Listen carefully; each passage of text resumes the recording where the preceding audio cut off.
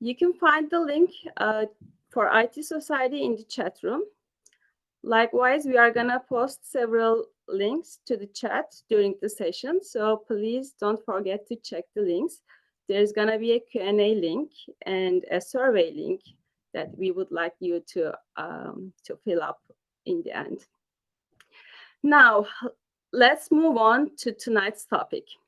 Tonight, we are going to chat about working with managers, cultivating a healthy team environment as an IC, and exploring a career change to management. Our guest is Paul Resch. Paul is a seasoned professional with a rich history in the technology and software development domain. His journey began at the University of Illinois, where he was a pivotal part of the Plato project. He developed educational lessons and games and contributed as a systems programmer for the operating systems and tools. He then honed his skills at AT&T, creating innovative billing software as a software engineer. Paul's expertise continued to expand at Atari, where he developed arcade video games and home computer software. At the Computer Curriculum Corporation, Paul played a crucial role as a software architect, integrating graphics into existing text-only educational software. His journey also includes a significant tenure at the Paramount Media Kitchen, where he developed prototypes such as interactive TV and websites. Joining Apple, Paul played a pivotal role as an architect and manager in developing the iconic iMac, which redefined personal computing. Finally, he joined Google. He led teams at Google, driving advancements in data center computers and shaping the future of operating systems with Chrome OS. We have Paul here with us tonight. Welcome, Paul. It's great to have you here. Hi there. Thanks for the nice introduction. By the way, I'm retired now. I retired from Google as a final item. Yes, and this is such an amazing background. You have been a very technical IC, contributed in many different domains, from web to graphics to firmware. And then you switched to management and you became a great manager. I know for maybe more than last 15 years, you have been managing different scale of teams. And I had the opportunity to see you in action, like over the course of several years. You adapted, assembled multiple teams from individuals working in similar domains. And you guided them toward a common goal with precision and effectiveness.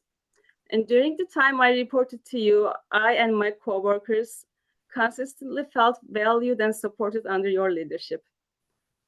Paul, you're very good at forming teams that foster a positive working dynamic. People feel empowered to share feedback, challenge the status quo, and actively pursue their passions. Could you share some of the techniques and strategies you employ to cultivate such an environment? Certainly. There are many. Fundamentally, of course, communication is critical to it, but trust, I think, is probably the most important part. People have to trust you, and you can't make people trust you. That doesn't work. I can't tell you should just trust me. That's not the way it has to be. You really need to earn people's trust. And the way you do that is partly through communication, telling people what you're thinking, being upfront about it, but also being genuine. When you say something, follow up on it.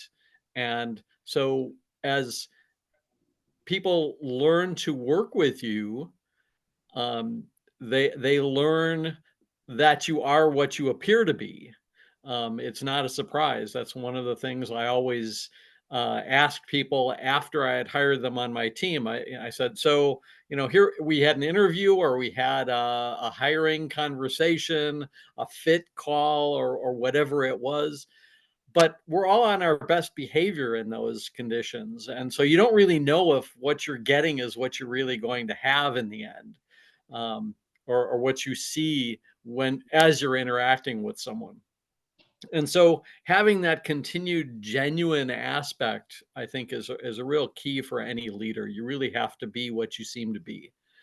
And so that's the leadership side of it. And then the communication is so important too. But without the trust, people won't know that they can suggest things, that they are safe in coming up with a new idea or proposing an idea that no one else has had, especially if they're not completely sure of either themselves or of the idea.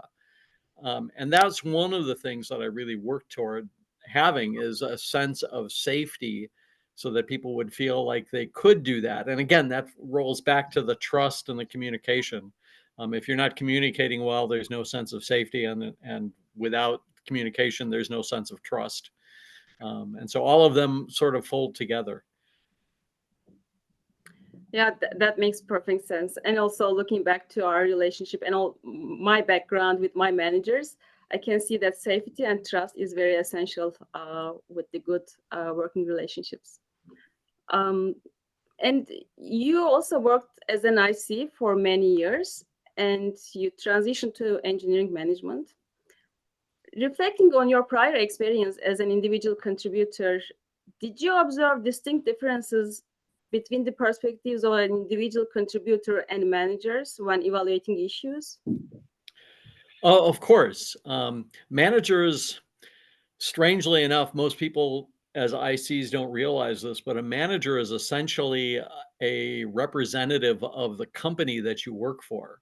You're a manager 24 hours a day. So if I was, part of our training was, if I was out at, a party someplace and I saw somebody who I knew was, in the case of, my most recent employment, Google, if somebody was a Google employee and I saw that they were harassing someone, it would be my job, even if they didn't report to me, to fix it, even though it was off hours, because it would be bad for the company to see that.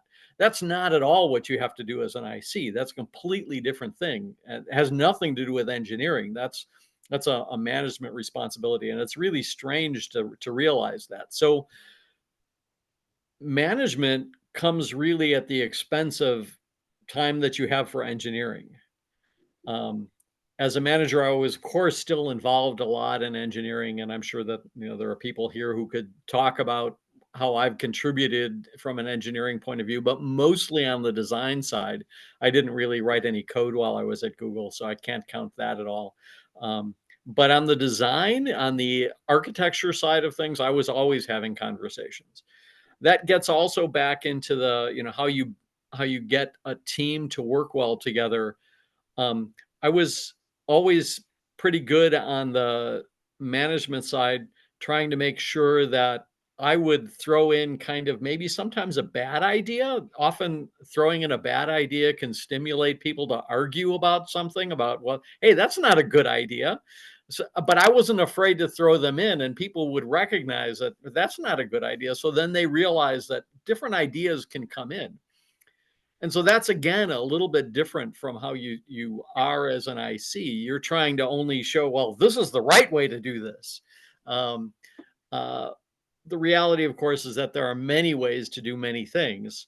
There might be 100 solutions, and they're all about compromise. It's, well, do we have the right people to do this, or what language are we using, or what are the resource constraints that we have?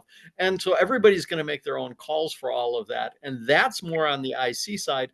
But as a manager, you have to sort of stimulate that, about people being able to converse with each other and drive those conversations, which again helps for that team dynamic working pretty well. These are very interesting aspects. I never thought of some of them, like especially the 24-hour being a manager part. Yeah. And I didn't know that you threw, like bad ideas, like intentionally to the discussions. That's very interesting. Yeah. One of my favorites was to, while I was working with a Linux system, to say, well, why can't we use just a Windows DLL? Um, people are like, you can't do that. But there were some aspects of DLLs that are interesting. And so, DLLs are not a bad idea by themselves, but in that environment, they can't work, obviously. But Yeah. it would stimulate that kind of discussion about, well, they're bad for this. We could never make that work, but they do have this aspect that's kind of nice. So Yeah, that's great technique.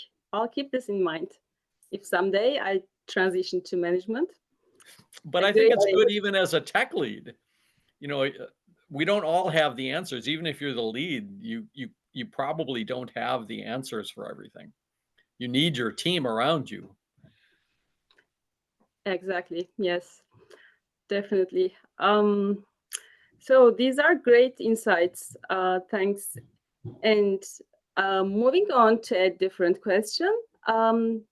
So you mentioned about the importance of communication in the beginning. Effective communication is very important for a productive and harmonious working relationship. From your own experience, what do you think are most effective ways of an IC to build an open communication with their manager? Um, Again, it comes back to trust. If you don't really trust your manager, you're not going to tell them something. Very early on in my management career, I had a guy who was reporting to me who I had hired. He had just graduated. He was with the team. He had been with the team for a couple of years. He was doing very well. It seemed like he was really enjoying everything. And one day he came in and handed me his resignation. I was shocked because every time I talked to him, he seemed to like what he was doing. He liked the project. He liked the people. He liked the product. Everything was great. I said, "But what are you doing?" He said, "Yeah, I've taken a job up in San Francisco because I really hate the commute coming down here." Oh, Um, you could have told me that. Maybe we could have done something about that.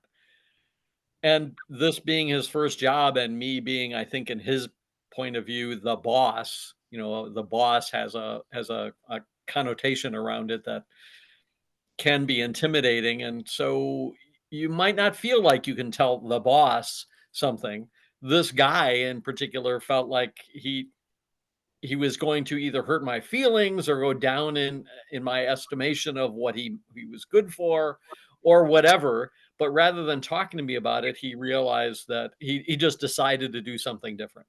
And what I told him at that point was, don't do this to your next manager. Your next manager, I can't fix this now. You've already taken a job with another company. It's nothing I can do about it. But maybe you can be better off. As it happens, we're still connected on social media, so it's not like he was running away from me. But it was a learning experience for me that I needed to learn that people might be uncomfortable talking to their manager. And this wasn't even a bad thing. It wasn't like I was giving him a hard time about his performance or anything. This was, work wasn't what he wanted to be doing, or the commute actually wasn't what he wanted. It was, making his day not go well. Um, and so I learned that it's really hard to communicate. And so I can't give you any real magic on how to communicate, but it really is about that trust. I think you have to get to know your manager a little bit, and they have to get to know you. Um, it's one of the reasons that I know that you, Betul, have a family, and a little bit about what your husband does. And uh, because it makes us human beings to each other rather than somebody I work with that I don't care about. So I think it can help if you talk to your manager about what you do outside of work, because then you end up building a relationship, even if it is only, I play board games at night. You don't have to give all of your secrets. We are all individuals, and so, all of your stuff isn't necessarily something you're going to want to share with your manager, but to build a relationship where you end up being two human beings sort of in the same space trying to accomplish good stuff is the start, I think, for getting that level of comfort to share that. Having said that, I think we all have a responsibility to let our management know what it is we're interested in, what we see for ourselves, what we want to be doing next. Is it something next to what we're doing now? Is it something that somebody else is already doing on your project? Maybe your manager can't swap you out. People aren't, you can't necessarily do that because of schedules. But if your manager knows about your interest, they can think about it and say, "Oh, here's an opportunity that came up." I I talked to Betul. Betul said she was interested in that. Maybe we can line that up that way. And that was the way that I operated most of the time. But I could only do that if I knew what people wanted. And so I will suggest you advocate for yourself. Um, Probably it's hard to complain about something, and there's always something to complain about. I mean, we wouldn't call it work. They're paying us for a reason. It's not all fun. And so there always should be probably something that you're not completely happy with. Mhm. Um, I don't know if I would always bring up that, but I would work to be obvious about, I like this, I'm interested in that. Mhm. Um, uh, I might want to think about working with this other person there because they have some background that I would like to spend more time getting to know about, in that particular area. Or I really want to focus on this thing that I've been working on. Please don't distract me with something else. I want to become the expert in this thing. To talk about those, and there's every kind. None of us are the same. My background is all over the place, but I also know people who have basically been doing the same thing kind of all their career. They focus on networking, and networking is their life. Um, that's not me, but that's not wrong either, just because it's not me. And so we all have different goals that we're trying to go for, and they change over time, and it's really important to bring that up with your manager. So you're going to have to find a way to at least express your interests, what you like doing, what you don't like doing. um, your manager might not be able to do anything about the things that you don't like, or even assign the things that you do like, but if they don't know, they can't do anything. Like with that guy who didn't like his commute. There's nothing I could do about the fact that he didn't like his commute because I didn't even know. Exactly. Yeah.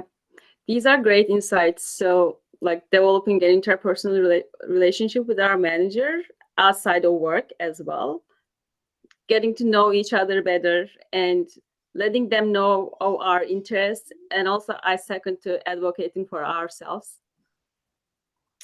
Yeah, really important to advocate for yourself. Um, Also can help to have, if you're not really comfortable advocating for yourself, maybe get to know somebody who is a little bit more senior than you are and have them advocate for you, for your manager, is another way to do it if you're not completely comfortable yourself. Um, that's a great tip. uh, all right. So we need to align. I mean, we need to with better let our manager know of our interests. And how about on aligning on the expectations? Um, Throughout the year, like we do goal settings and regular check-ins. But despite this, is it possible to have misalignments on the expectations? Like, Yes, of course. Communication is fraught with peril. The words that we use don't always mean the things that we're saying, or the things that we're writing aren't necessarily as clear as they might be. And so as a manager writes what the expectations are, sometimes they phrase it in a way where they're afraid that they might hurt somebody's feelings a little too much, and so they step back a little bit and don't say exactly what they're worried about, if they're worried about somebody's behavior. So the expectation might not be very clear. Um, Google, I always found interesting. It's a data-driven company, and yet all of the expectations and all of the performance management tools had word limits on how much you were supposed to be able to write. Well, if it took more words, what's so wrong about that? The thing that they're trying to do is make it so that people weren't going to write novels about, the work that was coming up. But sometimes you really have to go a little farther and really have to explain what it is that you're looking for. And so, um, because of the tool guidance on how long things could be, and because words can be misinterpreted, um, I was watching a TV show the other day that talked a little bit about how someone who is autistic is very direct. They don't talk around the story. Like they used an example of someone asking someone else out on a date. They would say, "So, I'm not really doing anything this evening," trying to see if somebody else might not be doing anything too, rather than saying, "What are you doing this evening?" And so not being direct, and I don't want to say that management is like dating, but human beings have a tendency to be a little less direct, and it depends on the culture. Some cultures are a little more direct, and I was using the autistic side of things. They get confused by euphemisms, and they don't like them at all. Um, and idioms in the English language, especially for someone who didn't grow up with English, can also be uh, tricky to deal with. And it's possible that someone uses those as they're writing the expectations. And so, depending on how good someone is with the language, the expectations that are written may not match exactly what's there. And it's also possible that some of the expectations are unrealistic. To say, you're going to ship this thing in September Mhm. might not be a realistic thing. And instead to say that, the target should be September, assuming that that no problems come up, it looks like we should be able to meet this.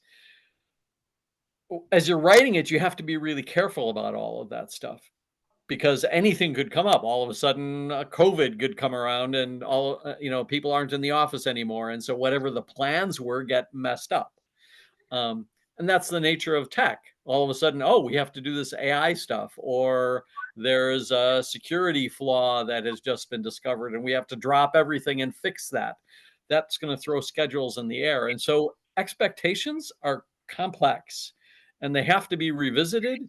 And probably the most important thing is rather than just sit down and read them, is to talk about them.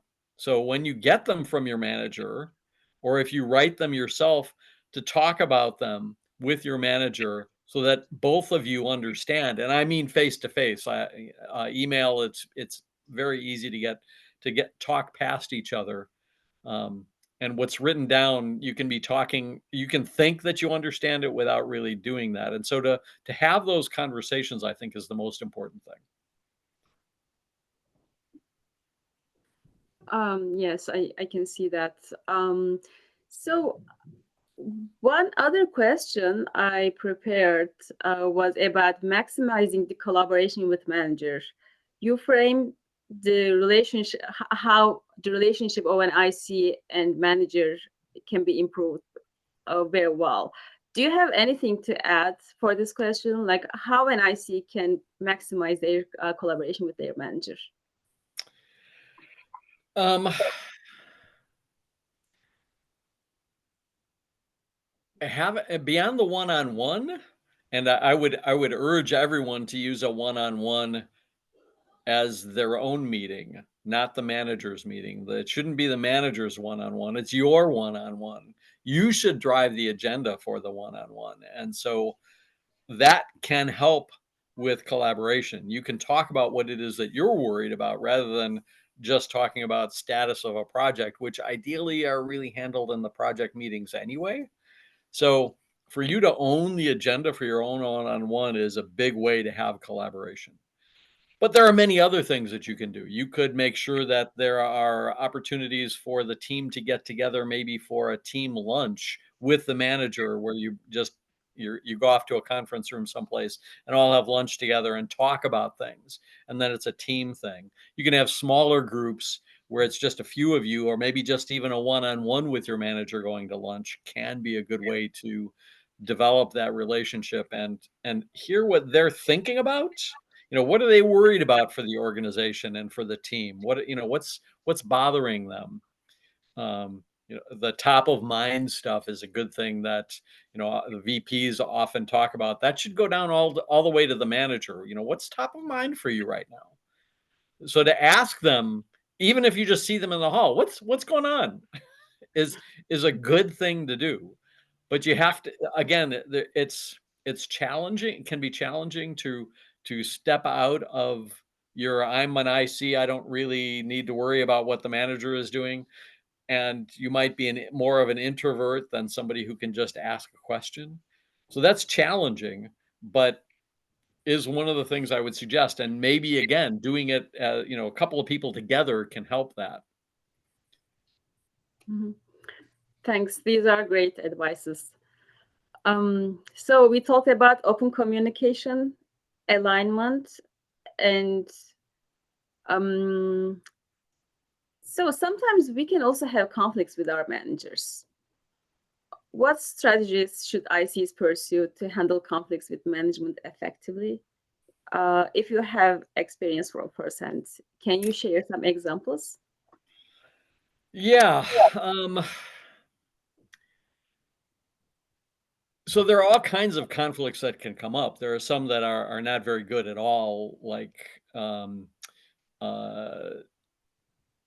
things that as managers we were trained about, like not being inclusive, for instance, or being biased, are things that a manager is not supposed to do. But it happens. We're all human beings, and it's possible for somebody to not realize that they've done something.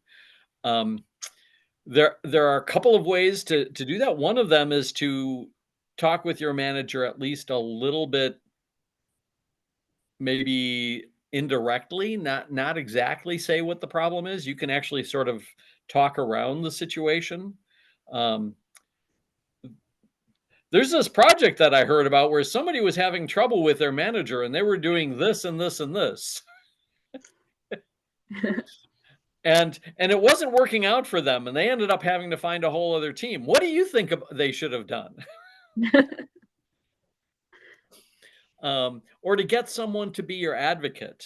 There are tech leads. Even if you're a tech lead, there are other tech leads in the organization. Some are more senior, some have been around for a while.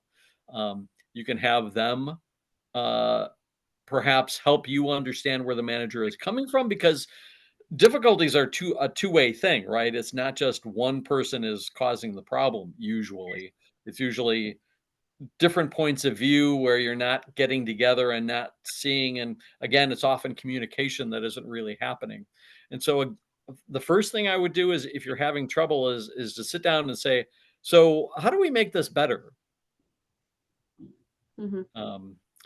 But yeah, if it's one of the real problems, the bias, or any of the other kinds of not so good things, you might have to talk to HR about some of those.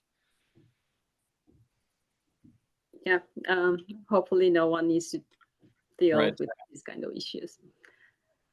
Thanks for great insights. I know our audience also wants to hear more about exploring leadership. But before switching topics, I'd like to give some reminders for those of you who joined late. We have links in the chat. Please check out the chat room. There's a survey that we want you to fill in the end. The link is in the chat. And also, likewise, you can find the link to join IT Society. Another thing, in the end, we will have some time for question and answers from the audience. And there's a link to upload your questions. We will also accept live questions, but if you want to upload anything anonymously, that's also possible, or with your name open. All right, so let's talk about some leadership traits. What key leadership qualities have you found most important in your own journey? There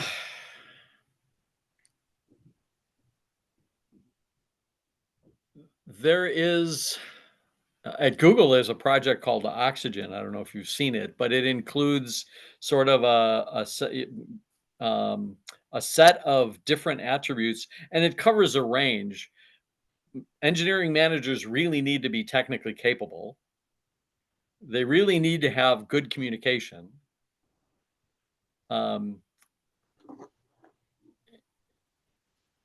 You really need to have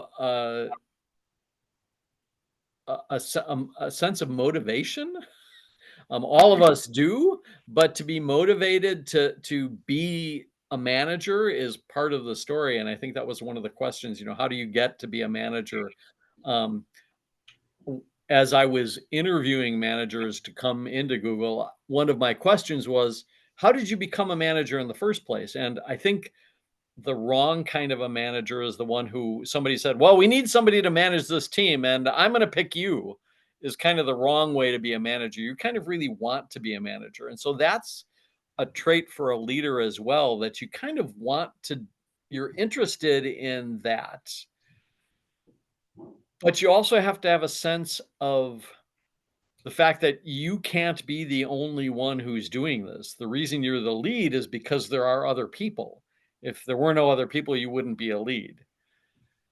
So there's nobody following. So who are you leading? So one of the challenges for a leader is to find the way to hand off responsibility. And so the ability to delegate is another interesting one that people don't often realize. I can't tell you how many times I've talked to an engineering lead who says, no, it's just easier for me to do that. Sure. But then you're not doing something else. And this person who's over here isn't doing something. Yes, perhaps it's going to take longer to get that done than if you just did it yourself. But you're also not teaching anyone else how to do it. And you're not doing something else at the same time. We only have two hands and one brain and finite amount of time, and all of us can only do so much. So it's really important to be able to delegate. So that's another interesting trait for a leader that isn't as obvious, but it has sort of the follow-on characteristics that if you're going to be able to delegate, you have to figure out how to trust people to do things. And that was one of the conversations I had not long ago with another lead. But how do I know that they're going to do it? Some of us are parents. At some point, our children have to be able to do things too, and you have to let them go a little bit, even though you know that they're not necessarily going to do it perfectly the first time. And so that sense of, I have to let them learn how to do this, is also a leadership trait. Yes, they definitely cannot do without failing if we don't let them do, while speaking for the children, if it is likewise. And sometimes as we're solving engineering problems, the first way that you approach it might not be the right answer. Mhm. And if you stick to that solution and only add more complexity around it, trying to make it work, make it fit into that spot where it didn't really work, when perhaps you should have stepped back and redone it, is, again, another trait of a leader. I saw in one of the questions the idea of being vulnerable. I think that's a key trait for being a leader. If you come across as you have all the answers all the time, no one's going to share with you that they have some other idea. Oh, And as long as I've been doing things, there's more than one way. My favorite example is, there's a for loop and a while loop in C. Which one is better? They're different. They handle things a little bit differently, and one is right in some cases, and one is right in other cases. And that's true for solutions all the way around. Um, you have to be willing to reconsider. Oh, it's not that. And so again, being a leader, you have to be able to listen to people on your team. They might actually know something that you don't, because they were down in the code and they realized something that you, without having been in it recently, didn't know. And so being vulnerable and sharing that you don't know is, I think, a helpful part of leadership. And it lets the team develop and share and take responsibility for parts of the job.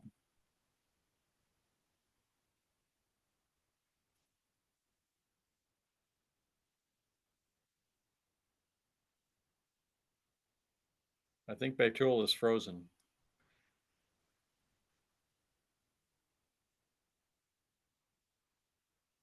I don't think I'm frozen because I see somebody else moving. Very good. Yeah, she's frozen.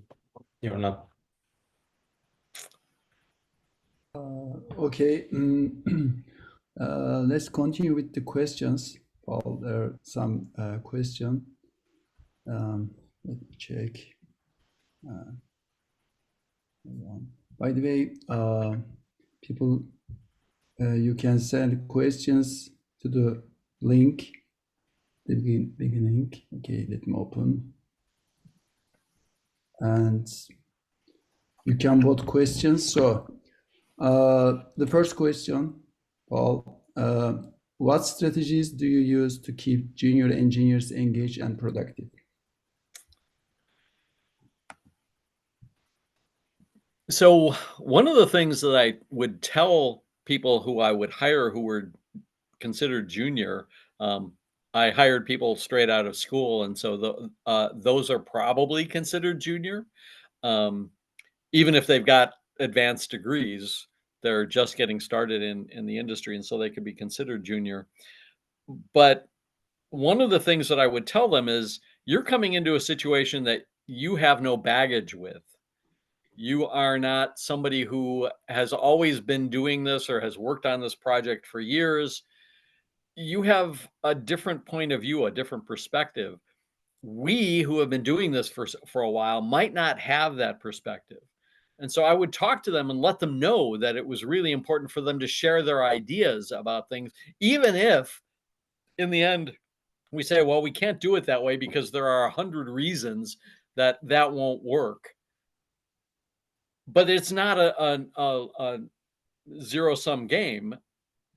They don't lose because that's not a good idea. What happens then is they learn those 100 reasons for why things kind of need to be that way. The other thing, of course, is somebody might realize, oh, yeah, we should have done it that way. Why didn't we do it that way? And then you start thinking about it. And so I really value junior engineers. I think they're really important because they're not saddled with everything that the more senior people have. And they might be able to think out of the box a little bit more. So I encourage the junior engineers to do that, and I would always try to have my leads try to do the same thing. Don't just hand them things to do. Ask for their opinion. Yes. And that's a leadership, if you do that by example, you ask them in meetings, what they think. You make sure that the tech lead is asking for input from the entire team, not just the senior members.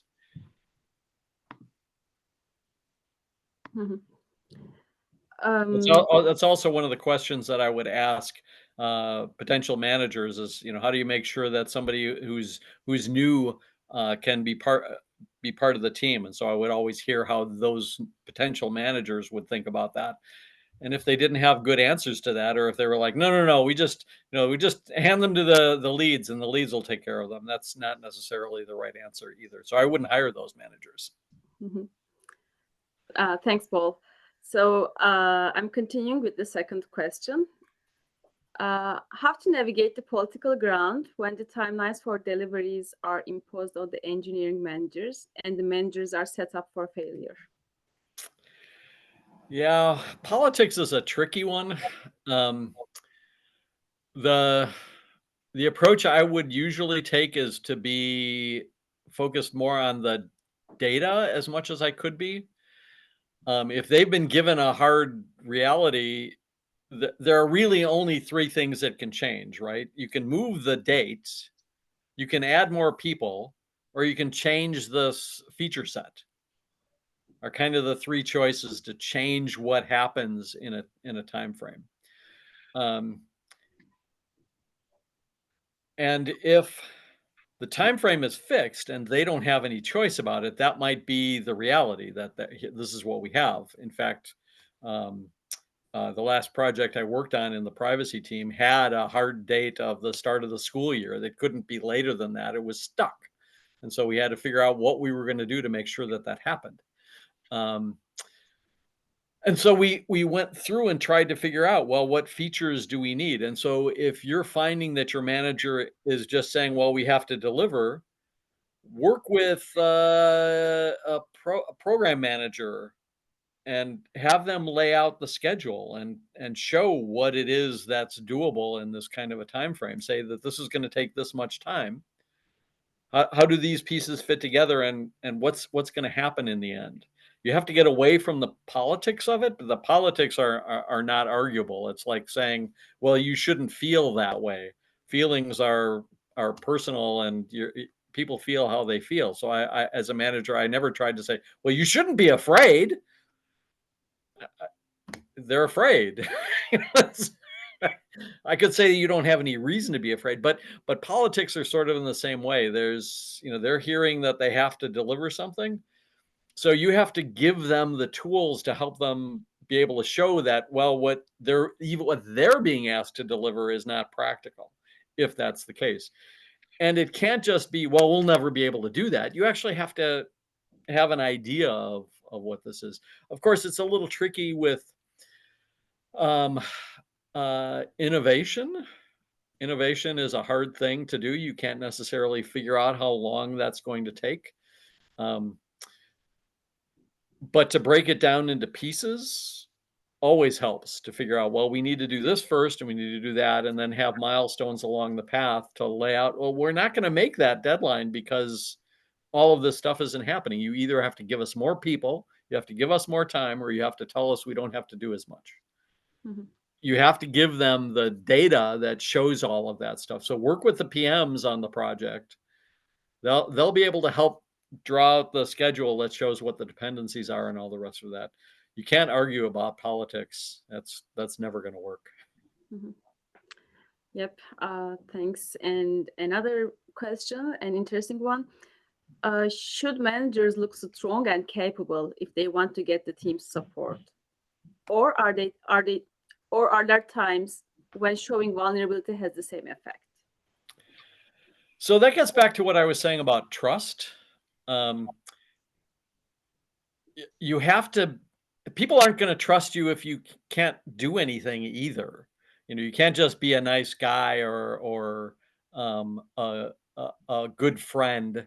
That's not enough for trust in an engineering situation either. You actually have to show that you can do what you're doing. So strong and capable is balanced by the vulnerability, because if you're strong and capable and you're just saying, well, we're going to do it this way and that's the only way, I have all the answers, that's not a team I ever wanted to work with.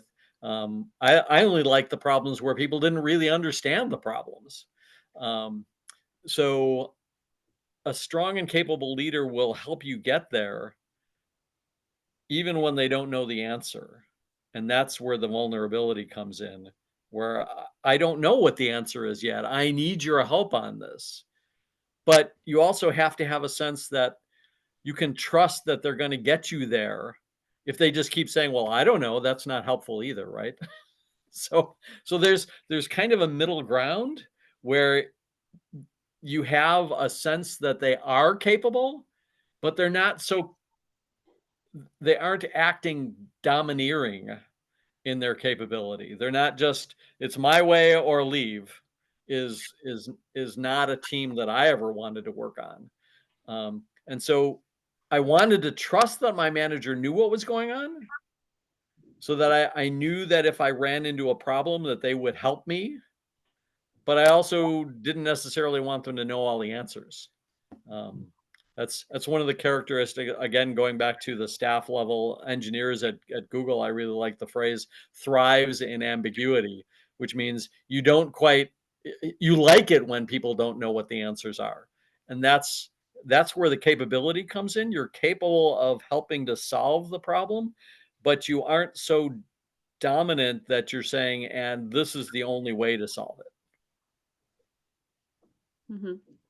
I'm not sure that really answers the question, but that's how I approach that kind of thing.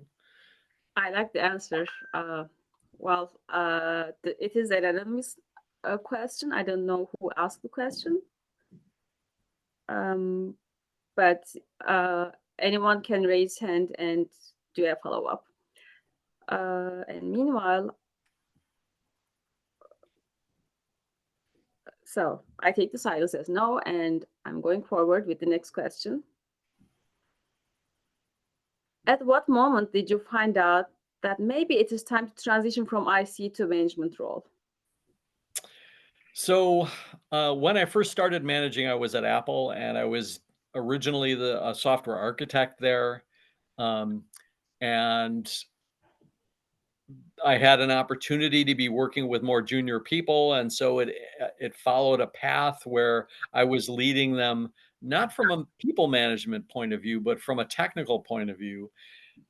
And my style was such that people wanted to come work with me because I was doing what I've been talking about this whole time, that I would say when I don't know what the answer was, or I would throw in, the bad idea, trying to stimulate conversation for something without making it be, and this is a really good idea. I wasn't lying about it. I was just, here's a really bad idea. What about this?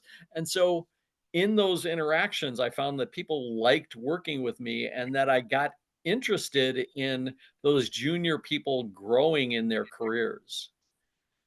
And they started asking me, well, what should I do now? How do I get to that next level? How do I think about that? And it was those conversations that got me interested in the people management side of things.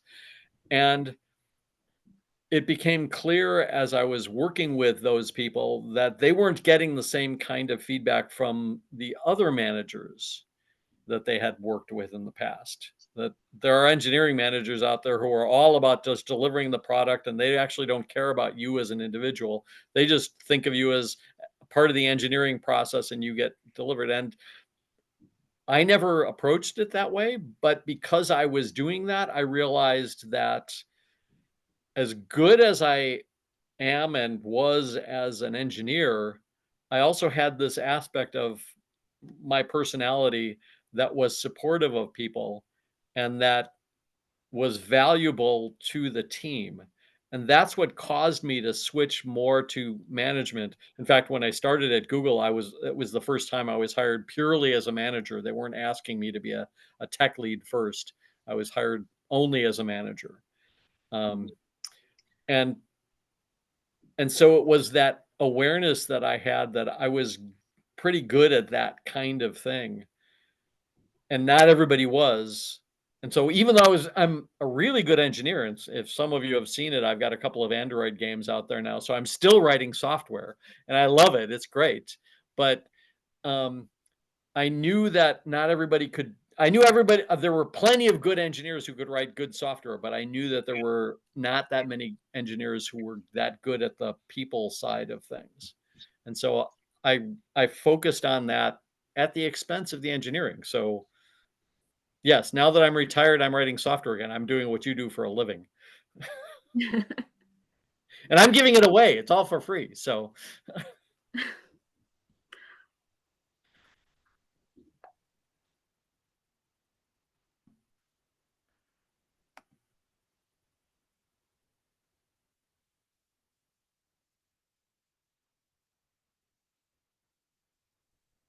The next question I'm seeing here, I'm gonna go ahead. I'm not sure she's still there. How can you cultivate innovation in a resource constrained environment? Is the question. My approach to all engineering has always been about innovation. I've never been interested in just, well, we're adding a new widget to the screen, so we're just going to do this one thing, and this is solving the problem. And that I've always been interested in the sort of unknown solution problems.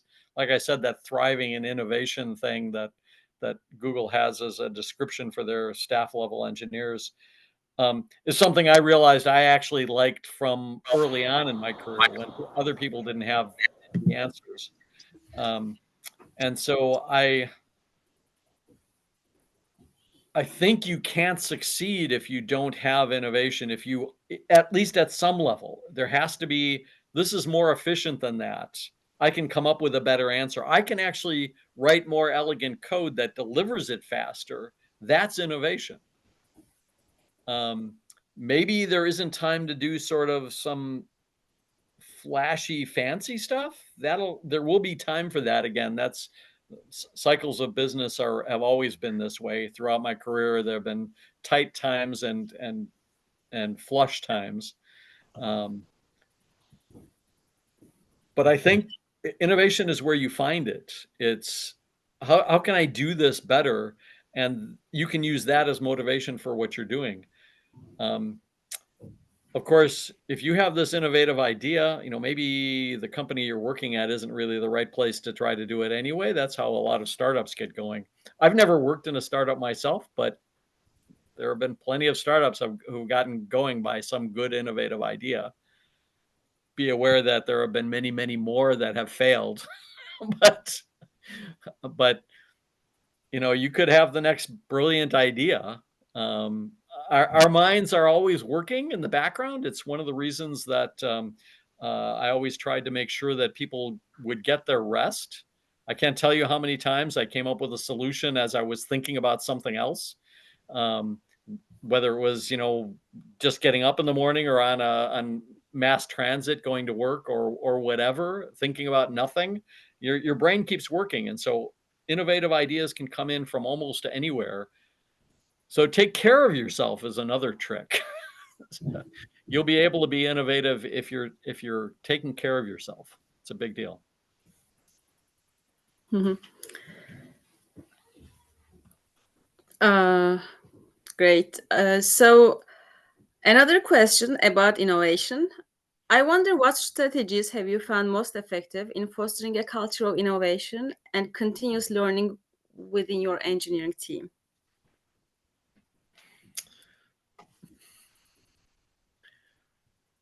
I've already talked about some of them, but sometimes innovation has to come because people are driven to it. One of my favorite interactions not that long ago, 3 different teams were trying to solve a problem. Each of the teams had, of course, their own background and their own responsibilities that they were trying to handle. And they were coming in and trying to solve this problem. But because no one was actually in charge, no one had been assigned as the tech lead, each of the teams thought that they could push for their own solution. They weren't listening to each other very much. And so I ended up just assigning someone who had nothing to do with it as the tech lead. This person was like, "You're setting me up for failure." I said, no. Consensus works really well when everybody knows that somebody owns the decision. But in this particular case, nobody owned the decision. So these groups were just arguing with each other. By putting someone in place, the teams got together and all of a sudden came up with a unique solution that hadn't been there before. And innovation was driven by that pressure, even though the pressure wasn't real. They knew that this lead could take the decision away from them. That was enough, and it drove an innovative answer. So sometimes innovation comes from places that you don't necessarily think are there. We've solved problems throughout history because there was pressure from someplace, and that's caused innovation. Sometimes it's a brilliant idea, but it's not always that way. Sounds great. So we are almost at time, and we have one more question. Considering trust has many aspects, how to gain the trust of the team in your decision-making capabilities when the team is taking a wrong turn?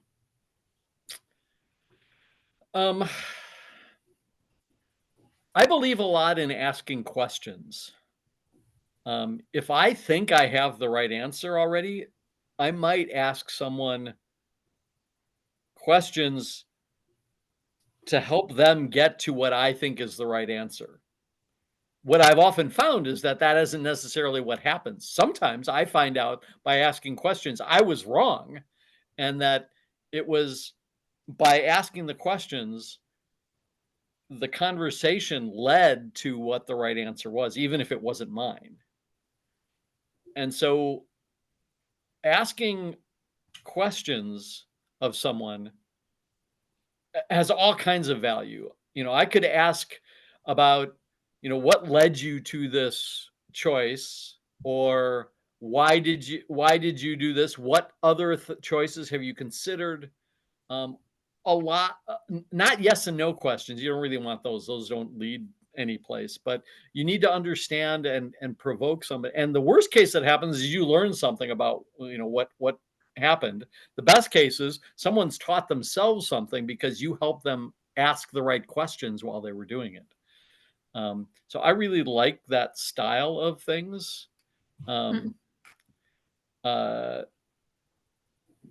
And by asking questions, you're not breaking trust. You're not saying you should do it this way. You're asking them to help you understand, and you have to mean it. You can't just say, well, why are you doing it that way? That's not really what somebody wants to hear either. You have to be really interested in, and that kind of behavior often drives trust. It's like, oh, they were just curious and they were asking, and then I ended up working with them to come up with the answer. They trust you to ask good questions. And so trust comes in a lot of different ways, but again, it's all about communication, and it can't be, I don't want to know anything. So it's I have to show who I am. I have to ask questions about problems or people or situations. I have to understand, and that's where the trust comes in. You have to genuinely want to make things better, and people will see that you want to make things better, and that's where the trust comes from. Yes, thanks a lot for your insights. These are great insights, very helpful. I like the conversation a lot. I hope everyone enjoyed the conversation, and this was really helpful. Do you wanna add something, or is there any last question from the audience? Going once. I'll say that I really encourage people to be curious about people, curious about problems, curious about technology. Keep that curiosity going. That's my biggest recommendation. That drives a lot of things. Paul, I have a question. Yes, I see a question. Sorry. So I wanted to echo what Betul said. It was a pleasure working for you. Thank you. And I also have a question, which is, you've always said that your superpower is hiring, and I've noticed that it is the case. So do you have any quick do you have a quick answer on maybe how you assess teammanship, the soft skills, and how you convince people to join? Thank you. Interestingly, even though I've managed teams with different areas of focus or different technologies that they were working on, the thing that I always worked that I was the number one thing that I was looking for was somebody who was an engineer, because that's the discipline we're in. It's not, if you're in HR or something else, it has to be something else. But engineers ask questions. Engineers are curious. Engineers love problems. And so I would look for the people who would, even if they didn't necessarily have the perfect answer in an interview, that their approach showed that they wanted to learn more, that they wanted to do more. And it wasn't about what school they went to or color of skin or any of the other areas of diversity that we all have. It was, do you have that mindset that it takes to help us solve a problem? Are you the kind of person who, when you walk away from the problem, it's still in the back of your mind? And that's what I was looking for. And the only way you can find that is if somebody can communicate. And so communication obviously has to be part of it too. So that's a soft skill. But showing that attribute of curiosity and problem solving that good engineers have internally is really the key for the success that I've had in hiring. And I basically would throw out almost everything else. Oh, I'm sorry, you don't know C++? Yeah, so what? Awesome. Thank you.